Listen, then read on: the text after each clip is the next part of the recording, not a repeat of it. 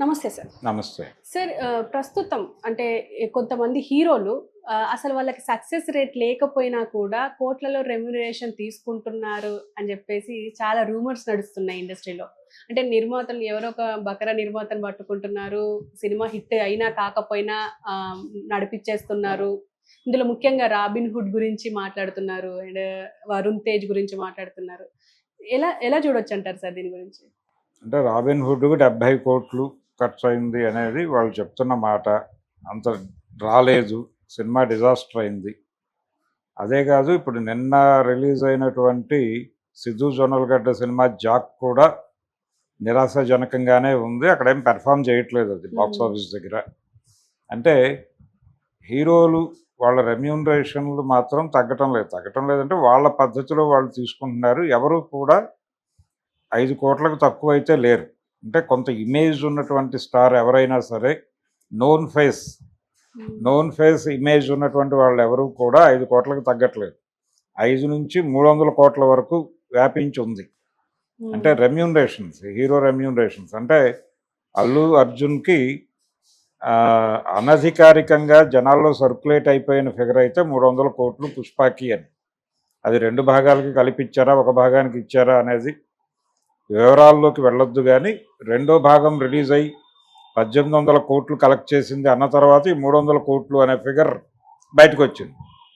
అయితే అన్ని సినిమాలు 1800 కోట్లు కలెక్ట్ చేస్తాయా అనేది ఒక ప్రశ్న. కానీ ఇప్పుడు హీరోల రెమ్యూనరేషన్ అంటే పాన్ ఇండియా మార్కెట్ ఉన్న హీరో అయితే 70 కోట్లు, కనీసం 60 నుంచి 70 కోట్లు. లోకల్ మార్కెట్ హీరోలు కనీసం 5 కోట్లు, 5 నుంచి 10 వరకు తీసుకుంటున్నాం అని చెప్తున్నారు. ఇప్పుడు వీళ్ళు రెమ్యూనరేషన్లకి వెళ్ళిపోయిన తర్వాత ప్రొడక్షన్ మీద ఏం ఖర్చు పెడతారు వీళ్ళు? ఇతర వ్యవహారాలు చాలా ఉంటాయి. అంటే ఒక సినిమా సక్సెస్ అయినా కాకపోయినా ప్రజలకి నా ముఖం తెలుసు, నా పోస్టర్ ఇస్తే జనం అటువైపు చూస్తారు అనేది ఒకటే ఇంప్రెషన్. ఆ ఒక్క మాట సాకుగా చెప్పి నోన్ ఫేస్తో వెడితే మినిమం జనం అటువైపు చూస్తారు అనే ఒక చిన్న వాక్యం, దాన్ని పట్టుకుని కోట్లు అడుగుతున్నారు. అయితే కంటెంట్ లేకపోతే ఎవరి సినిమా కూడా జనం చూడట్లేదు అనే పరిస్థితి ఒకటి ఉంది అక్కడ. అసలు థియేటర్కి జనం రావటం అనేదే పక్కకి వెళ్ళిపోయిన పరిస్థితి. థియేటర్లు ఒకప్పుడు ఏ సినిమా వేసినా మినిమం రన్ అయ్యేది. అంటే కనీసపు ప్రేక్షకులు ఉండేవాళ్ళు, మినిమం రెంట్ వచ్చే పరిస్థితి ఉండేది. కానీ ఇప్పుడు ఒకప్పుడు ఏ సినిమా అయినా చూసే ప్రేక్షకులు ఇప్పుడు సినిమాకి వెళ్ళటం అనేది చాలా అరుదుగా జరుగుతోంది. కారణం ఏంటంటే, ఒకటి, సినిమా అనేది చాలా అవైలబుల్ ప్రోడక్ట్గా మారిపోయింది. సినిమాని మించిన ఎంటర్టైన్మెంట్స్ చాలా రావటం కూడా ఒక కారణం. అది మాత్రమే కారణం కాదు, సినిమా అనేది చాలా ఈజీగా దొరుకుతున్నటువంటి ఒక సరుకు. సినిమా థియేటర్లో షో వేసిన ఒక గంటన్నరలో ఏదో ఒక ఇంటర్నెట్ ప్లాట్ఫామ్లో అవైలబుల్గా ఉంటుంది కంటెంట్. అది డౌన్లోడ్ చేసుకుని వాళ్ళకి నచ్చితే దాన్ని సర్క్యులేట్ చేస్తున్నారు కూడా. దాంతో థియేటర్కి వెళ్ళేవాళ్ళు థియేటర్కి వెళ్ళట్లేదు. ఎవరికి వాళ్ళు ఎక్కడ కూర్చుంటే అక్కడ కూర్చుని ఫోన్లో చూసుకుంటున్నారు సినిమాని. ఎక్కడ నచ్చితే అక్కడ కూర్చుని చూసుకుంటున్నారు తప్ప ఎవరు డెడికేటెడ్గా థియేటర్కి వెళ్ళటం అనేది లేదు. గతంలో అంటే ఒక ఆరోపణ ఉండేది, థియేటర్లో ఆడియన్స్ ఫ్రెండ్లీగా లేకపోవడం వలన జనాలు థియేటర్కి వెళ్ళట్లేదు అనే ఒక ఆర్గ్యుమెంట్ ఉండేది. కానీ థియేటర్లో ఆడియన్స్ ఫ్రెండ్లీగా మార్చినా వెళ్ళటం లేదు. రకరకాల కారణాలు. ఎందుకు హైరానా అనేది ఒకటి. రెండోది, అదే టైంలో ఇతర ఎంటర్టైన్మెంట్స్ ఉండటము, కంటెంట్ అవైలబిలిటీ పెరగటము. ఈ కారణాల రీత్యా థియేటర్లకు వెళ్ళేటువంటి వారి సంఖ్య గణనీయంగా పడిపోయింది. సినిమాని కూడా ఈవెంట్గా సెలబ్రేట్ చేసుకునే పరిస్థితిలోకి వెళ్ళిపోయింది. సినిమాని సినిమాగా కాకుండా ఒక పిక్నిక్ గానో లేకపోతే ఒక ఈవెంట్ గానో అక్కడికి వెళ్ళి మల్టీప్లెక్స్లు అనేవి ఈ ప్రోగ్రామ్కి డిజైనింగ్ వేదికలుగా మారినాయి. మీరు మల్టీప్లెక్స్కి వెళ్తే అక్కడ సెల్ఫీలు దిగటము, ఆ గొడవ హడావిడి ఇదంతా నడుస్తుంది. అంటే ఆ స్నాక్స్ బయట ఎక్కడ దొరకని టేస్ట్లు, ఫ్లేవర్స్ అక్కడ దొరుకుతాయి. దీనికోసం ఈ మొత్తం వ్యవహారంలో సినిమా అనేది ఒక భాగంగా మారుతోంది. సినిమా కోసం థియేటర్కి వెళ్ళట్లేదు, సినిమాని కూడా ఒక భాగంగా చేసుకుని థియేటర్కి వెళ్తున్నారు వెళ్ళేవాళ్ళు. అది అక్కడ వరకే. ఆ ఎక్స్పీరియన్స్, థియేటర్ కల్లా ఎక్స్పీరియన్స్ సింగిల్ స్క్రీన్స్ ఇవ్వలేవు.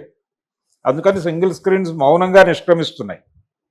ఆల్మోస్ట్ చాలా ఊళ్ళల్లో సింగిల్ స్క్రీన్స్ అనేవి మ్యాక్సిమం తగ్గిపోయినాయి. అంటే 80% లేవు. ఒకప్పుడు సినిమా రాజధానిగా చెప్పుకున్నటువంటి విజయవాడలో మెజారిటీ థియేటర్స్ క్లోజ్ అయిపోయినాయి. ఏ రోడ్లో తిరిగినా సినిమా హాల్ కనీసం 2-3 ఉండే పరిస్థితిలో ఇప్పుడు మల్టీప్లెక్స్లు వచ్చేసినాయి. వచ్చి అంటే వాటి సీటింగ్ కెపాసిటీ తక్కువ. ఒకప్పుడు ఎలా ఉండేది, 1400 సీటింగ్ కెపాసిటీ థియేటర్లు కూడా చిన్న థియేటర్లే అనేవాళ్ళు. 2300 సీటింగ్ కెపాసిటీ ఉన్నటువంటి థియేటర్లు కూడా ఉండేవి ఆంధ్రప్రదేశ్లో. ఆ థియేటర్లన్నీ ఏమైపోయినాయి, ఆ థియేటర్లు కూడా ఫుల్ అయిన రోజులు ఉన్నాయి, కంటిన్యూస్ ఫుల్స్ వచ్చిన రోజులు ఉన్నాయి. ఇప్పుడు ఆ థియేటర్లో ఇప్పుడు 2000 మందిని 2300 టిక్కెట్లు అమ్మాయి పరిస్థితి ఎక్కడ ఉంది ఇప్పుడు. కాబట్టి 125-150 లోపే సీటింగ్ కెపాసిటీ ఉంటే దానికి సఫిషియెంట్ జనాలు వస్తున్నారు, సరదాగా కూర్చుని టైంపాస్ చేసి వెళ్ళిపోతున్నారు. అంటే తమ ఇతర వ్యవహారాల మధ్యలో సినిమాని భాగంగా చేసుకుని చూస్తున్నారు తప్ప సినిమా కోసం రావడం లేదు. ఈ కండిషన్లో బయ్యర్స్ అంటే థియేట్రికల్ రైట్స్ కొనుక్కున్న వాళ్ళ దగ్గర నుంచి వస్తున్న డబ్బులు హీరోలకు ఇచ్చేస్తే ఇతర ప్లాట్ఫామ్స్ నుంచి వచ్చే డబ్బులతో ఎలా మేనేజ్ చేయాలనేది ప్రొడ్యూసర్ గొడవ. ఈ కండిషన్లోకి వచ్చేసింది.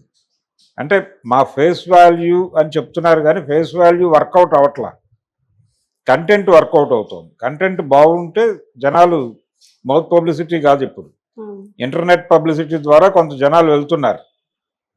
అది ఉంది, అది కనిపిస్తోంది, విజిబుల్గానే ఉంది. అది పెద్ద హీరో ఉండాలి అంటే హీరో ఉండటం వలన ఒక అడ్వాంటేజ్ ఉంది, అంటే దానికి బిజినెస్ జరుగుతుంది.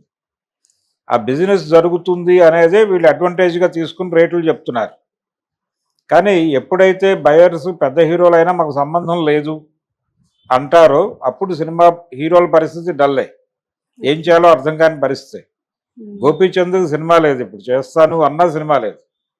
అయితే వీళ్ళకి సినిమాలు కానీ అంటే ఎంటర్టైన్మెంట్ ఫీల్డ్లో బతకాలి అనుకుంటే వాళ్ళు రెవెన్యూ షేరింగ్లోకి రావాలి. రెవెన్యూ షేరింగ్ అంటే సినిమా ప్రొడక్షన్లో తను కూడా భాగమై తను కూడా భాగస్వామ్యం తీసుకుని ఆ సినిమా రిలీజ్ అయ్యి దాని మీద వచ్చిన డబ్బుల్లో వచ్చిన వాటా తీసుకునే పరిస్థితిలో హీరోలు ఉంటే అప్పుడు సినిమా అనేది వైబుల్ అవుతుంది. అలా కాకుండా వీళ్ళకి దాని విజయంతోనో పరాజయంతోనో సంబంధం లేకుండా ఒక రెమ్యూనరేషన్ మాట్లాడి ఆ డబ్బులు ఎట్టి పరిస్థితుల్లోనూ కట్టాలి, ఎక్కడి నుంచి తెచ్చైనా సరే అనే పరిస్థితి వస్తే హీరోల దగ్గరికి వెళ్ళడానికి నిర్మాతలు భయపడుతున్నారు. ఇటువంటి కండిషన్ నడుస్తోంది. అందుకని ఇప్పటికీ కొంతమంది మా పేరు చెబితే మా సినిమాని 5 కోట్లకు కొంటారు కాబట్టి, లేకపోతే 10 కోట్లకు కొంటారు కాబట్టి, మా ముందు సినిమా 15 కోట్లు చేసింది కాబట్టి మాకు కనీసం దానిలో ఈ వాటా 3 కోట్లో 5 కోట్లో ఇవ్వడం ధర్మం అని మాట్లాడుతున్నారు. కానీ ఇవి ఏ సినిమాకి ప్రతి సినిమాకి వేరియేషనే. ఇదివరకు రోజుల్లో ఎలా ఉండేదంటే ప్రొడక్షన్ ఎంత అనే దానిలో ఒక రేషియో చూసుకుని ఆ రేట్లు తీసుకునేవాళ్ళు హీరోలు.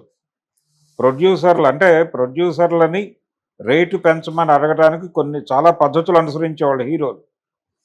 ఎన్టీ రామారావు గారు రేటు పెంచాలంటే ఆ రోజుల్లో నిర్మాతలందరినీ ఇంటికి భోజనానికి పిలిచేవాడు ఆయన, ఏదో డిన్నర్ కార్యక్రమం. ఆయన దగ్గర నుంచి ప్రొడ్యూసర్లకు డిన్నర్ పిలుపు వచ్చిందంటే ఆయన ఏదో చెప్పబోతున్నాడు అనేది ఒక ఇండికేషన్. వీళ్ళందరూ ఒక చోట కూర్చుని ఎంతవరకు వెళ్తుంది, ఎంతవరకు మనం యాక్సెప్ట్ చేయవచ్చు అని ముందే మాట్లాడుకుని వచ్చేవాళ్ళు. అక్కడికి వచ్చాక ఆయన ఏదో ఒక రేట్ చెప్పి వెళ్ళిపోయేవాడు. ఇక అక్కడి నుంచి అది నడిచేది. చాలామంది ఆయన తర్వాత శ్రేణి హీరోలు ఆయన మీద ప్రెజర్ తీసుకొచ్చిన సందర్భాలు కూడా ఉన్నాయి. అంటే మీరు పెంచితే మేము కూడా పెంచుకుంటాము. అంటే కృష్ణ గారు ఇలాంటి వాళ్ళు, మహారాజు ఇలాంటి వాళ్ళతో కబుర్లు పెట్టేవాళ్ళు, మీరు కొంచెం పెంచితే మేము కూడా పెంచుకుంటామని. అలా రకరకాలుగా నడిచేది, కానీ నిర్మాతలకి లోబడి నడిచేది. ఇప్పుడు నిర్మాతలకు సంబంధం లేదు, నిర్మాతలకి బర్డెన్గా హీరోలు మారిపోయారు. కాబట్టి హీరోయిజమే లేదు, హీరోయిజం అనేది అయిపోయింది. హీరోయిజం అయిపోయింది, స్టార్డమ్ అయిపోయింది, అన్నీ అయిపోయినాయి. అంటే ఏదో మీరు ఒక 1800 కోట్లు సాధించే సినిమా చేయగలిగిన కెపాసిటీ మీకు ఉంటేనే స్టార్డమ్, లేకపోతే లేదు. చిరంజీవి గారి సినిమా కూడా అద్భుతంగా ఉంటే మాత్రమే థియేటర్కి వెళ్తున్నారు జనాలు. థియేటర్కి వచ్చారు, ఆ సినిమాకి ఏదో డబ్బులు వచ్చినాయి కాబట్టి ఆ సినిమా వరకే సూపర్ స్టార్. ఆ తర్వాత సినిమా లేకపోతే ఆయన కాదు. ఈ పరిస్థితి గతంలో అలా ఉండేది కాదు. ఒక వేవ్లో ఉన్న హీరో సినిమా రిలీజ్ అయితే దానికి మినిమం డబ్బులు వచ్చేసేది, ప్రాఫిటబుల్గానే బయటకు వచ్చేవాళ్ళు. నష్టాలు తక్కువ ఉండేవి, ఇప్పుడు నష్టాలు ఎక్కువ. పైగా సినిమా మీద డబ్బులు చేసుకోవడానికి థియేటర్కల్గా ఆ రోజుల్లో అవకాశాలు ఉండేవి, ఇప్పుడు అవకాశాలు లేవు. రకరకాల ప్లాట్ఫామ్స్ మీద హక్కులు అమ్మేసుకుని కొంత డబ్బులు పోగు చేసుకోగలుగుతున్నారు ప్రొడ్యూసర్లు. మినిమం ఏదో కొద్దిపాటి లాభాలతో బయటపడుతున్నారు తప్ప భారీ లాభాలు ఎవరికి లేవు. అందుకని కొత్త కంటెంట్, చిన్న సినిమాలు ఇవి బ్రైట్గా వచ్చేస్తున్నాయి. పెద్ద హీరోలు ఆల్రెడీ వరల్డ్ మార్కెట్ టార్గెట్గా ఉన్న వాళ్ళు ఒక 5-6 ఉన్నారు. వాళ్ళు ఆ ఏరియాలో వాళ్ళ కథ నడిపిస్తారు. ఆ తర్వాత శ్రేణి వాళ్ళు మా ముఖం చూపిస్తే జనం వస్తారు, లేకపోతే మా పేరు చెప్తే బిజినెస్ అవుతుంది, ఇవి భ్రమలు. ఈ భ్రమలు తొలగిపోతున్నాయి నెమ్మదిగా. వీళ్ళందరూ కూడా ఇప్పుడు రెవెన్యూ షేరింగ్లోకి వస్తే బతుకుతారు, లేదంటే లేదు, పక్కకు పెట్టేయటమే, మర్చిపోతారు జనాలు. వాళ్ళు ఆల్రెడీ గోపీచంద్ వాళ్ళ పరిస్థితి అదే. జనం స్మృతిలోంచి పక్కకి వెళ్ళిపోతున్నారు. వాళ్ళు రెవెన్యూ షేరింగ్లోకి వచ్చి సినిమాలో తాము అంతర్భాగం అయిపోతే అప్పుడు కొన్ని సినిమాలు చేస్తారు వాళ్ళతో. కాబట్టి హీరోలు ఖచ్చితంగా వాళ్ళ రెమ్యూనరేషన్లు తగ్గించుకోవాల్సిన అవసరం ఉంది. ఉన్న పరిస్థితిని గమనించి